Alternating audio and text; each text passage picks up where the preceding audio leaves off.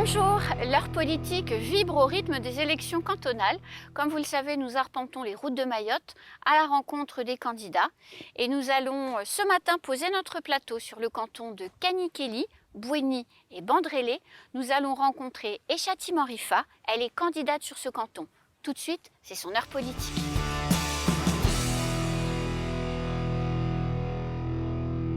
Echati Morifa, bonjour. Bonjour madame.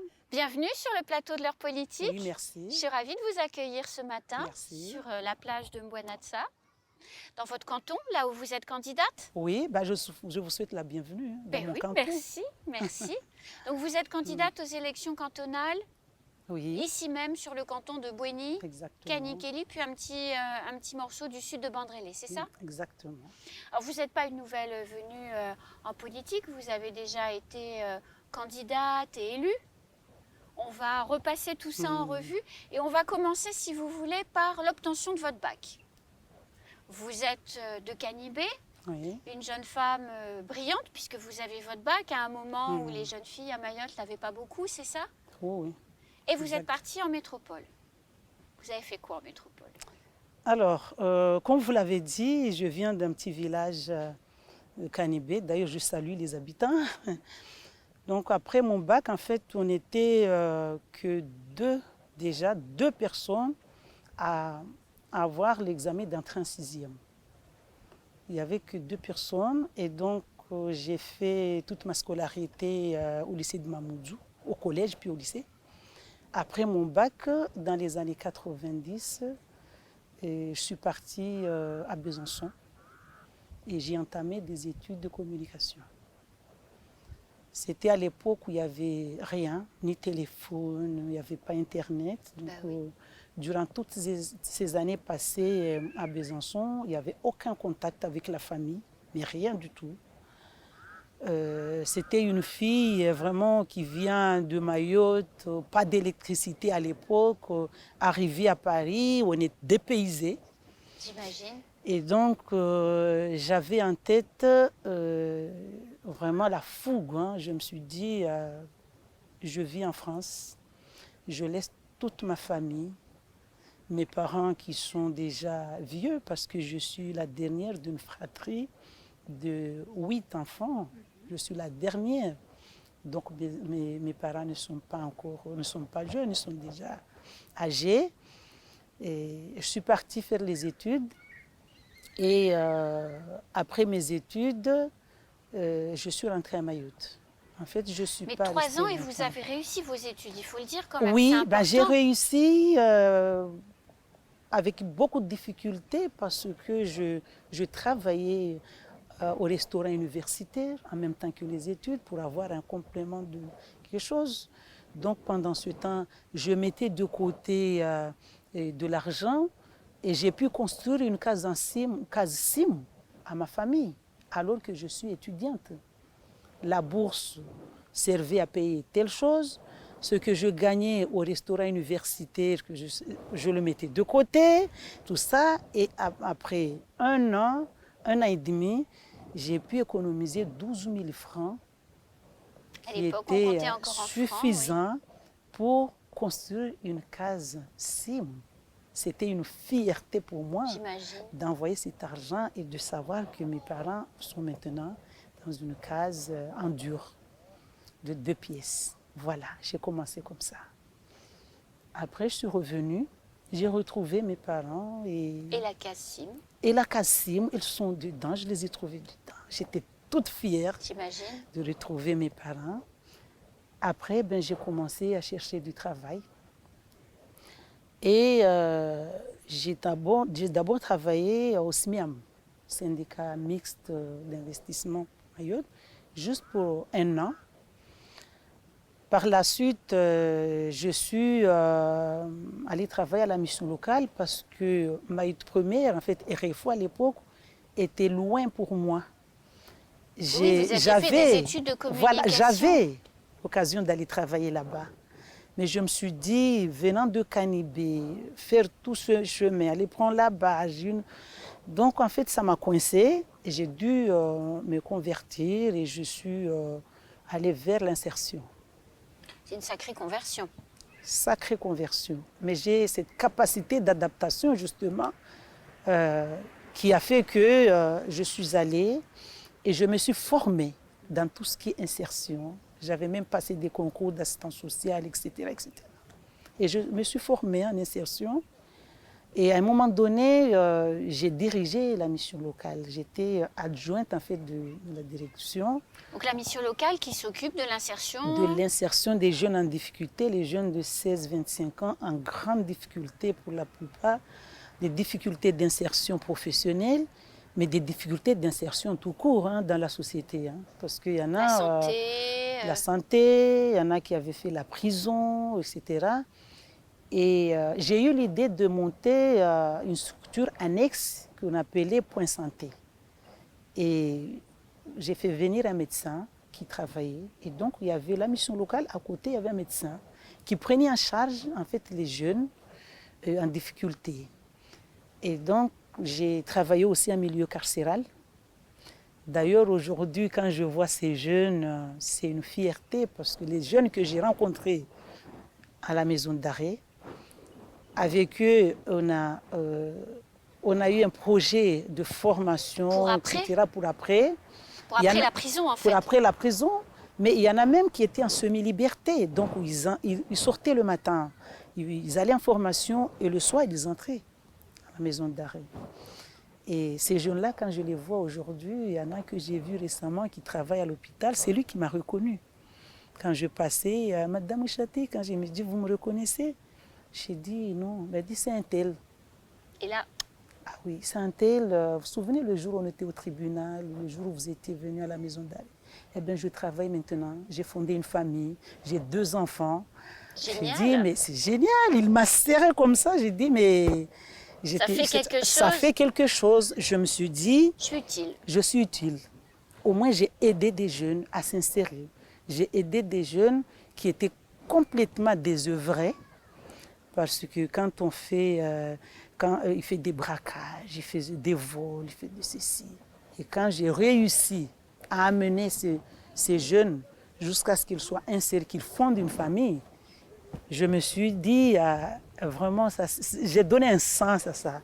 Alors, il n'y a pas dans votre parcours, il n'y a pas qu'avec les jeunes en milieu carcéral que vous avez agi de cette manière. C'est une manière de vivre aussi. Vous l'avez fait avec les jeunes filles de Canibé, je crois. Oui, en fait, les jeunes de Canibé, moi, quand je suis arrivée, j'ai constaté qu'il y avait très peu de jeunes qui réussissaient, surtout des jeunes filles. Qui réussissaient les études. Qui réussissaient les études. J'arrive, je trouvais des jeunes de mon âge déjà, ils étaient toutes mariées.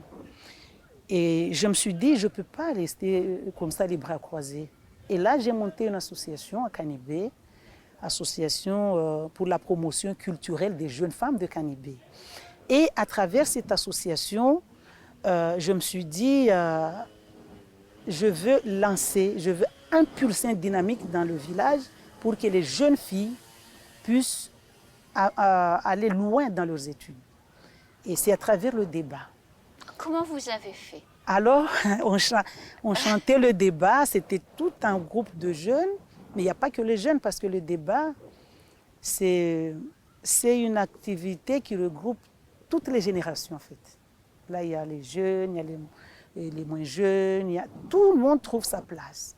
Et à travers ce débat, je me suis servi de cet outil, en fait, pour que les jeunes filles puissent aller de l'avant. Et qu'est-ce que je me suis dit?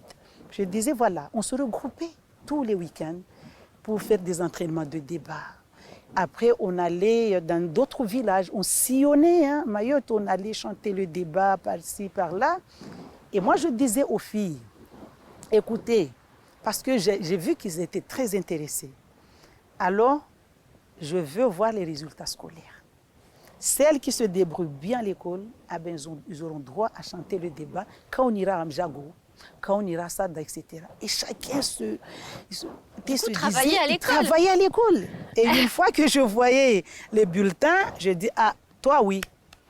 Et quand on allait enregistrer à Maïd Première les débats, c'était ça aussi. Je disais non. Je regarde bien, parmi laquelle il y a des critères, il faut bien chanter, etc. Mais quand j'ai 2 ou 3, ah ben, ce qui déterminait, c'était les résultats scolaires. Aujourd'hui, toutes ces filles-là, elles travaillent. Il y en a qui sont allées très loin. J'en connais qui ont des Masters 2, qui ont des Masters 2, qui travaillent, qui ont leurs entreprises. Il y en a qui travaillent dans la fonction publique, il y en a qui sont dans le privé. Mais pour moi, c'est une fierté. C'est une manière de vivre pour vous, Eshati, de faire ce genre de choses? En fait, moi, j'ai l'amour de servir. J'aime bien ça. Servir l'autre, quelle que soit la personne, quelle que soit la couleur, jeune, moins jeune, handicapé. Pour moi, un être humain, il a toujours quelque chose à donner. Moi, quand je discute avec un handicapé, un jeune, il dégage quand même quelque chose. Donc pour moi, l'être humain, il faut le ciment en fait de la société mahoraise, c'est la solidarité. Il faut être solidaire, il faut aider l'autre, il faut tirer l'autre vers le haut. Donc quand on a la chance de faire les études, il ne faut pas être individualiste, il ne faut pas se dire non, moi j'ai ma maison, j'ai ma voiture et tout ça. D'abord, premièrement, je me dis, si j'ai pu faire les études aujourd'hui, c'est parce qu'il y a des gens qui se sont battus. Il y a des hommes et des femmes dans cette île qui se sont battus pour que Mayotte ait ce qu'elle est aujourd'hui. Je pense à toutes ces personnes. Je pense notamment au feu Bamana, paix à son âme. C'est un cousin à moi. Et moi, quand je suis dans la politique, c'est une personne qui est toujours dans mon esprit. Je pense, il y a 2 personnes qui me reviennent à l'esprit. M. Bamana, qui a passé 27 années au conseil départemental, mais qui a passé des moments difficiles, qui a même été emprisonné, et qui était engagé, mais vraiment pour cette île. Je pense à Mandela, 27 années passées en prison, parce qu'il luttait, il voulait tout simplement que les gens aient les mêmes droits tout simplement. Et aujourd'hui, on est le 27. Comme par hasard, 27, 27, 27, je me dis, c'est pas le hasard. Donc voilà. Alors, quand on a préparé l'émission, vous m'avez expliqué que Bamana vous avez beaucoup formé. Vous passiez beaucoup de temps avec lui et il vous a beaucoup formé et appris la politique. Vous pouvez nous raconter, Eshati? Oui, en fait, Bamana, comme je l'ai précisé, c'est un cousin à moi. Et donc, Bamana ne pouvait pas passer beaucoup de temps avec la famille, hein, de par ses fonctions. Et c'est les dernières années de son vivant, il n'était plus dans les manettes. Il passait beaucoup de temps chez lui à Oroveni. Et moi, j'allais le voir là-bas. Ça m'arrivait de passer toute une journée, on faisait un petit volet et on discutait beaucoup. Il me montrait des photos des gens, des Comoriens, quand ils étaient tous unis avec Mayotte. Il m'avait même montré un manuscrit de son livre « Le choix du refus ». Et donc, j'ai changé beaucoup avec lui. Que son fils Zaïdou a publié. Après. Et donc, je pense qu'à partir de là, quand je discutais avec lui, j'étais vraiment admirative. Je regardais cette personne. Et tout ce que la personne a fait pour Mayotte, je me dis, si moi, je peux prendre le relais, je ne peux pas être comme Bamana. C'est quelqu'un qui est... Je ne peux pas parce que lui, il a tellement fait de choses. Mais si je peux faire 1/10 de ce que lui, il a fait pour rendre service aux gens, pourquoi pas? Et c'est le sens de votre candidature? Et c'est vraiment le sens de ma candidature. Moi, je suis un engagé. Je suis profondément engagé. Et politiquement, parce que je pense que les femmes, dans notre culture, les femmes n'ont pas vraiment... cette place au niveau politique. Or, on sait très bien que la femme a toujours été au devant de la scène à Mayotte. Oui. Mais la femme a travaillé dans l'ombre. Et quand il a fallu prendre les responsabilités, la femme n'était pas là. Mais ça se comprend parce que la femme n'était pas encore instruite, etc. Mais aujourd'hui, je pense qu'on a les moyens, on a la capacité. parce qu'on était assis sur le même banc que les hommes. Eh oui. Eh oui, pourquoi pas? Et c'est le même enseignement. C'est le même enseignement. Je pense que je suis vraiment prête parce que j'ai fait ce travail-là. J'ai servi mon village dans les associations. J'ai servi ma commune en tant qu'adjointe au maire. Et là, je suis en mesure de servir mon île. Au niveau du conseil Au niveau du conseil départemental, d'apporter aussi ma contribution, ma petite contribution au développement de cette île et spécialement ce magnifique canton de Bouéni que j'adore. Franchement, quand je suis là, si je pouvais travailler ici et ne pas aller à Mamoudzou, je le ferais. Hein. Tellement c'est magnifique. Et Chati, ce sera le mot de la fin parce que le temps est déjà écoulé. Oui. Je vous souhaite bonne chance pour le 13 et pour le 20 juin prochain. On se retrouve bientôt pour continuer à vous découvrir et puis à parler de votre projet. Oui, effectivement, avant de finir, je tiens à remercier vraiment les maires parce que je suis portée par des maires, les maires en exercice et les présidents de l'intercommunalité du Sud. Parce que moi, quand je vais être élue demain, c'est avec eux que je vais travailler. Donc, je suis portée par les élus locaux. Quand je parle à Muslim Abdourahmane, M. Ali Moussa et Kani Kelly, je suis portée par un jeune charismatique, Aniyou Achirafi. Donc, quand je regarde tout ça, je me dis, c'est bien parce que là, je sais déjà avec qui je vais travailler demain. Mais je tiens aussi à remercier, si vous me permettez, tous les anciens élus, mais vraiment, qui se sont engagés auprès de Abdallah Sélé, de Alaoui Atouaï, de Abbas et moi-même. Je pense à Ahmed Swali de Kanikeli, qui est en train de sillonner le canton. Je pense à Inoudine Madi, ancien maire de Kanikeli. Je pense à Mohamed Dissouf, ancien maire de Bouéni. Je pense à Moussa Madingabou, ancien maire de Bandeli. Je pense à ces personnalités comme Zainadine Daroussi, comme Fahri Madi de Bouéni. Je pense à Mehdi Abdou. Toutes ces personnalités qui croient en nous, en notre binôme, et qui se sont dit, c'est le binôme qu'il nous faut. Ce sont les personnes qu'il nous faut pour le canton de Bouéni. Et je tenais vraiment à les remercier et je tenais à le dire. Bonne chance pour le 13 Merci. et le 20 juin, Chati. Merci beaucoup. Nous, on se retrouve très bientôt sur le plateau de l'heure politique pour un prochain portrait. Bonne fin de journée.